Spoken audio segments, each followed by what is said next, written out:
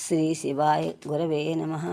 గురవే సర్వలోకానాం విషజే భవరోగిణాం నితయే సర్వ విద్యానాం దక్షిణామూర్తయే నమః అని దర్శనము శరణిస్తూ చెప్పవలసినంత సరళంగా ధారాళంగా చెప్పాలని ఆశిస్తూ మా శరీరంలో అష్టమూతత్వాలు ఎలా ఉన్నాయో మనం చూసిన ఒకసారి ప్రయత్నిద్దాం.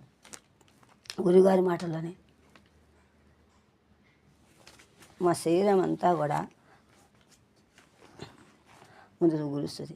అవాచ్యాత్మస్వరూపాయ శివభావ ప్రదాయినే నమ సద్గురునాథాయ షట్స్థల బ్రహ్మమూర్తయే నమ శివాయేతి శివం ప్రపద్యే శివం ప్రపద్యేతి శివం ప్రపద్యే శివార్పణన్నేతి శివం ప్రపద్యే శివోహమస్మీతి శివం ప్రపద్యే.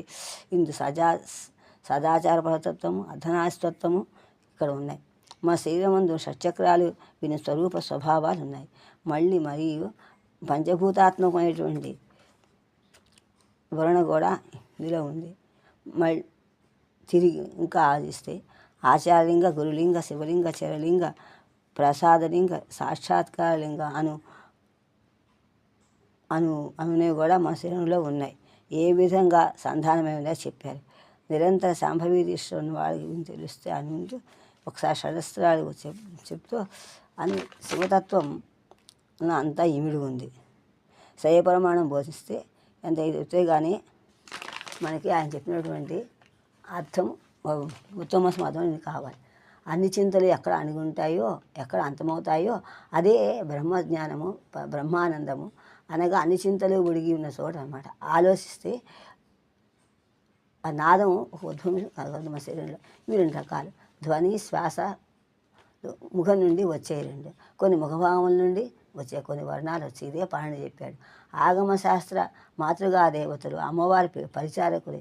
ఒక్కొక్క అక్షరానికి ఒక్క మంత్రార్థం అధిదేవతలు కూడా ఉన్నారు. కనుక అది మనస్తత్వం. సప్తర్షులు కూడా దీన్ని చెప్పారు. ఇదంతా కూడా వ్యాకరణ దాని నుంచి వచ్చింది, నాదం నుంచి వచ్చింది. ఈ విషయం దాని వీణ ఒకటే దానికి గ్రహించగలదు. అదే నాదబ్రహ్మం, అదే యోగతత్వం. దీన్నే నారదుడు అవలంబించిన తత్వం కూడా ఇదే. ఒకసారి గురుగారిని చూసుకుని ఒకసారి అష్టమూతత్వం. భరితాంభో నిధి అశేషమహీ భృత్పాళీ తిరోధార్యమై శరణం ఉర్వరరత్నగర్భయగుతున్ సర్వం సహాభిఖ్యమై పరమం వై మృదుగంధధామమగుతున్ భాసిల్లుని మూర్తికిన్ శరణంటి అంటి శరణుల్ స్వామి కటాక్షింపవే. ఆ శ్లోకాలు కూడా చూద్దాం. ఆచారాభిధలింగ రూపమరుణం భూతత్వమేనోహరం ఆధారే పరమేశ్వరం తనువహం పరమేశ్వరీం తనువహం రక్తే చరంతం సదా